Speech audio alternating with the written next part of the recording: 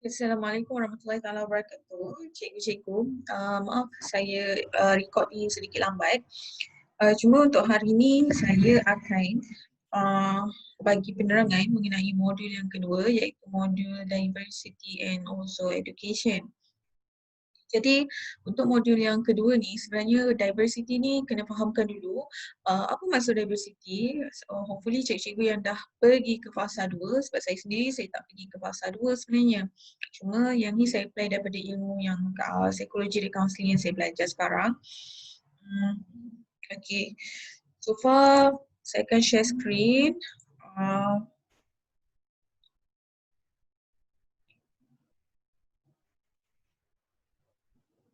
Okay, so insyaAllah untuk modul Diversity and Education ni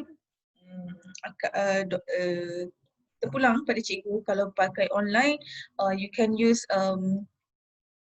Mentimeter ke untuk dapat feedback ataupun Jamboard ke, sesuai lah untuk penggunaan yang melibatkan e-learning yang macam tu. Okay, untuk students untuk diversity dan education, saya akan mulakan dengan memberi penerangan apa maksud ataupun apa beza diversity dengan multicultural.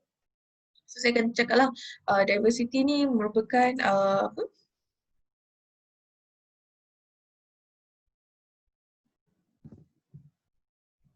diversity ni merupakan fakta ataupun orang kata kelainan ataupun kepelbagaian lah dalam definisi benda ataupun orang, kiranya kelainan, kepelbagaian.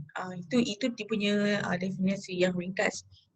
Kalau multicultural pula, dia adalah kepelbagaian budaya, kepelbagaian kepercayaan dan sebagainya. So untuk hari ini kita akan ajarlah student, sebab nak jadi pemimpin ni dia kena belajar mengenai hak, macam mana nak berinteraksi antara lelaki dan juga perempuan. So dekat sini kita nampak kan, saya letak kat sini adalah pelajar perempuan dan yang ni adalah pelajar lelaki. So gambar ni pun dah cukup macam simbolik lah sebenarnya. Yang macam perempuan ni sebenarnya senyap, lelaki ni macam agak bising, macam agak suka muzik. Ada orang dia akan baca, oh perempuan ni macam introvert, lelaki ni extrovert. So sebenarnya benda tu terpulang kepada masing-masing, macam mana you guys nak macam mana you guys nak terjemahkan gambar ni. And then nombor 1, cakaplah dulu. Kita kalau macam saya dengan student, saya buat face to face. Jadi saya akan suruh diorang tampal 2 mahjong paper, satu di bahagian kanan dan satu di bahagian kiri, ambil jarak. Sebab takut terlanggar punggung ke, terlanggar bahu ke apa kan, nak jaga ikhtilat. Jadi first of all, saya akan suruh mereka tulis dalam sticky pad note ni. Saya tak tanya, nyatakan apa kekuatan awak, 3 kekuatan awak. So diorang akan tulis lah. Saya ni contohnya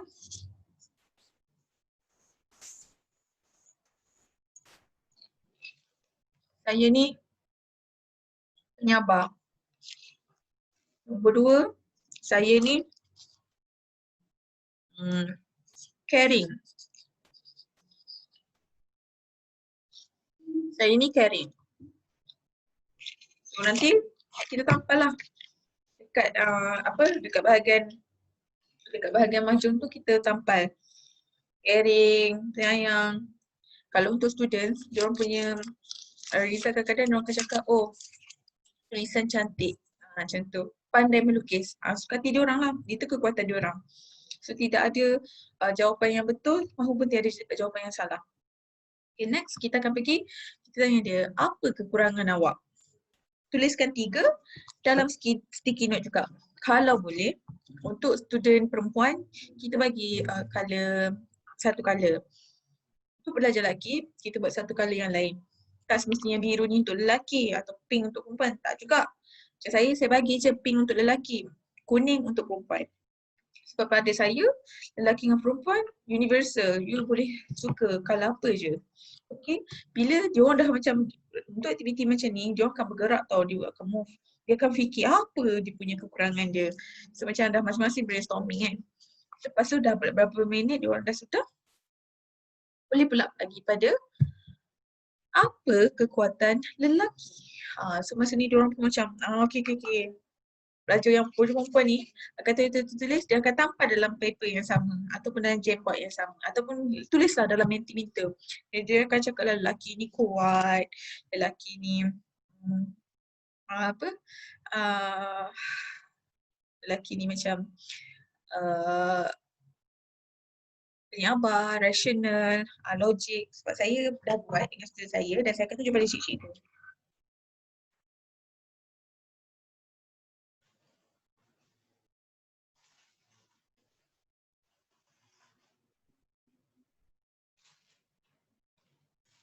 Nak tengok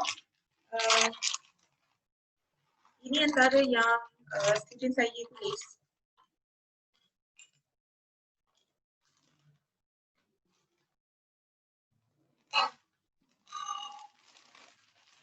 Saya akan berbentuk macam ni.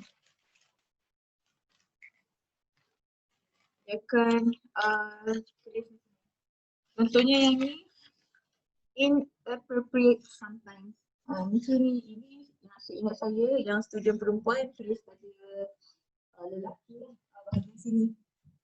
Mention boys' weaknesses. Boys are inappropriate sometimes. They always, contohnya, nonsense joke, making nonsense joke. So kita boleh nampak lah dekat situ dia orang sangat macam orang kata excited pula mengutukkan kawan sendiri ataupun jantina yang orang kata berlawanan. Sebab selalunya kan asabiah lelaki dengan perempuan agak kuat masa sekolah menengah. Sebab yelah kalau remaja ni yang kita tahu dia punya pendapat adalah betul berbanding orang lain. Macam tu lah.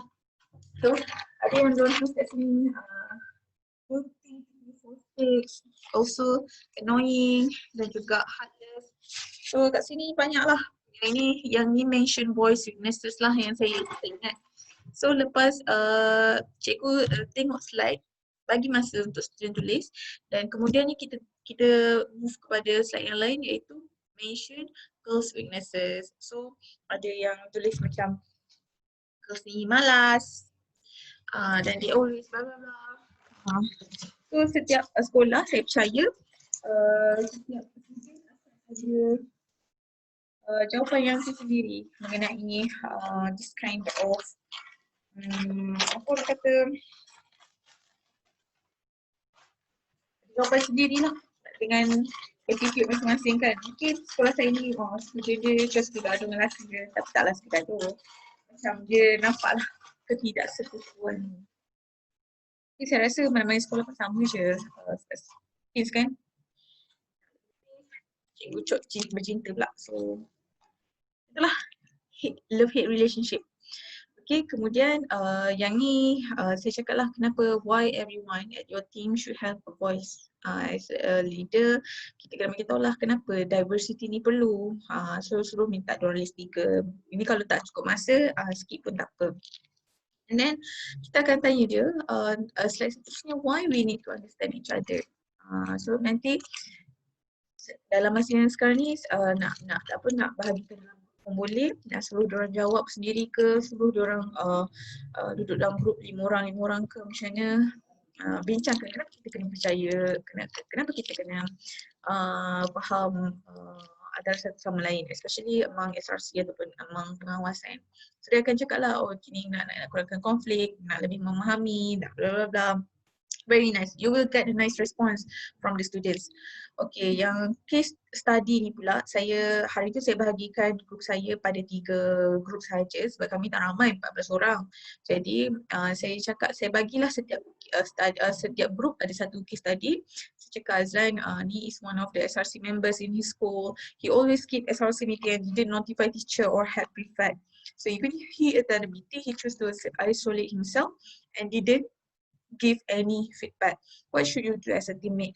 Kadang masa macam ni, kalau cikgu-cikgu tak guide pun tak apa. Diorang nampak lost tau, tak tahu nak fikir macam mana. Tapi bila dah lama-lama tu, insyaAllah sebenarnya bila you tengok dia punya result, bila lepas perbincangan, they are very nice. Dia pun jawapan tu sangat bagus. Pada saya, sebab masa kita buat yang buat sticky notes tu kan, kita tanya list weaknesses, list dia punya strengths. Lelaki, diorang akan cakap macam ni tau, perempuan ni yang lemah. Diorang memang tulis kat situ, perempuan lemah. Perempuan ni cepat marah, cepat emosi, bebel. Bebel banyak yang diorang tempel, bebel. So sebenarnya kita kena conclude, cikgu-cikgu kena conclude bahawasanya lelaki ni dia memang kuat. Azalinya dia memang kuat fizikal, memang Allah dah anugerahkan sifat lelaki memang kuat dari segi emosi dan juga fizikal. Tetapi saya kata saya buat reflection pada diorang, walaupun you guys ni macam kuat, you rasa ego you lah kan macam orang kata meninggikan, tapi sebenarnya saya bagi tahu pada mereka ego ni adalah penting dalam setiap diri lelaki sebab lelaki dicipta untuk memimpin sebenarnya. So ego ni sebenarnya semua orang ada. Orang perempuan pun ada, orang lelaki pun ada. Cuma you kena pandai control supaya tidak terlalu ego. Bila ada apa-apa berkonflik, kita kata kita boleh bincang pasal benda ni. Kita boleh mencapai satu sekatan sepakat. Lepas tu untuk perempuan pula, bila diorang akan marah tau, diorang akan sentap bila kawan-kawan lelaki cakap you guys ni lemah, lembik, suka bebel, dia akan marah. Tapi sebenarnya bila saya tanya, you guys setuju tak dengan benda ni? Saya kasi, setuju tak dengan benda ni? So mula-mula diorang macam tak mengaku, tapi lama tu bila saya cakap, saya sebagai kaunselor, saya pun cepat marah kalau saya ni. Sebab kita perempuan, kita ni jenis hormonal punya orang tau. So bila saya buat pengakuan macam itu, baru student pun mengaku sama. So sebenarnya kita nak katalah bahawasanya tidak salah pun kita ada perasaan begitu, kita rasa cepat penat, cepat sedih ke, cepat apa ke. Sebab itu perempuan. Sebab tu anak-anak, kalau kita ada anak-anak ke apa benda, anak-anak mak bebel macam mana pun, dia tetap akan lari kat mak bila ayah marah-marah. Sebab ayah tu lebih menakutkan. Jadi nak katanya kita bila emosi ni sebenarnya adalah membentuk perempuan sebagai seorang yang penyayang, yang lebih pengasih. Nama perempuan, Allah pun dah suruh kita pregnant, bawa perut anak, bawa kandungan tu selama 9 bulan sebab Allah dah tahu dah kalau bagi kat lelaki tak sanggup bawa benda ni. Macam itulah. So kat situ bila buat latihan yang strengths and weaknesses tu yang saya mention tadi tu, yang saya kata ni kan, yang list 3 ni actually benda tu sebenarnya dah membentuk satu proses yang membuatkan diorang boleh berfikir dah sebenarnya. So bila bagi case study ni, case study 1, case study 2, case study 3, case study 3 saya lupa masukkan. Jadi case study 3 ni ataupun cikgu boleh create sendiri tau. Bukan sinopsis ataupun situasi. Boleh create sendiri. Yang case 3 tu saya create sendiri sahaja, ikut terpulang pada cikgu nak create yang situasi macam mana. Just bila tengok tu, biar diorang belajar bahawasanya kalau apa-apa sahaja berlaku dalam kelab ataupun persatuan, mereka tetap kena bersatu padu untuk selesaikan masalah tu. Contohnya macam yang case study 2 ni kan, Lisa ni is the vice president of photography club. Saya kata she is a dedicated committee and work hard student, tapi her dedicated attitude in the club has driven the other members to be confused. It is because Lisa always consult advisor alone and decide on a decision by herself. Nak katanya Lisa ni committed, bagus, tapi dia tidak ada elemen sebagai leader yang boleh bekerjasama dengan orang bawahan. So kadang-kadang sikap dia boleh mengetepikan semua orang dan membuatkan orang offended lah. Dan mungkin cikgu-cikgu percaya bahawa Lisa je yang bagus, orang lain tak bagus. So sebenarnya benda ni banyak berlaku kan. Saya pasti cikgu-cikgu pun pernah mengalami benda ni. Jadi kita tengok apa yang student boleh buat. Sebenarnya dia, macam student saya, dia cakap nombor 1 dia akan confront dulu, nombor 2 dia akan cuba nasihat, nombor 3 dia kata akan report pada counselor. Tapi macam feedback dia orang, dia kata bawa pada Kak Najwa. Dia kata refer Lisa pada Kak Najwa. Tapi soalan saya akan tanya diorang balik. Ada orang stigma dia tinggi terhadap kaunselor. Dia tak akan setuju untuk buat sesi kaunseling individu. Bagi dia, dia dah bagus, dia dah hardworking. Kenapa dia yang kena jumpa kaunselor? Kenapa bukan orang lain? So kat sini kita buat reflection banyak. Masa sebenarnya yang you perlukan adalah meeting ataupun group discussion bersama. Maka yang perlu bukan individual counselling tapi group counselling supaya Lisa tu tak rasa yang dia dipersalahkan atau dia yang rasa dia adalah mangsa dalam keadaan ni.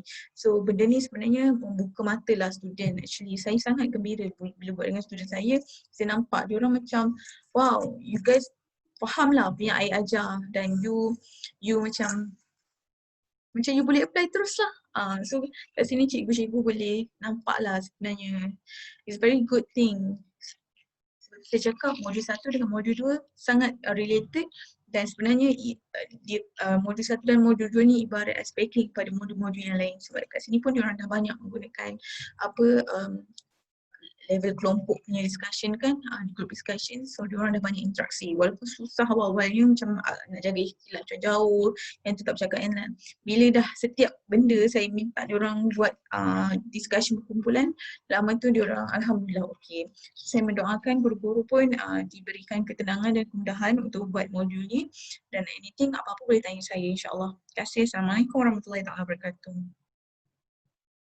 Dan ni last kali yang ni rumusan lah. So understand all individual can be difficult but it is definitely achievable. So itu saja. Terima kasih.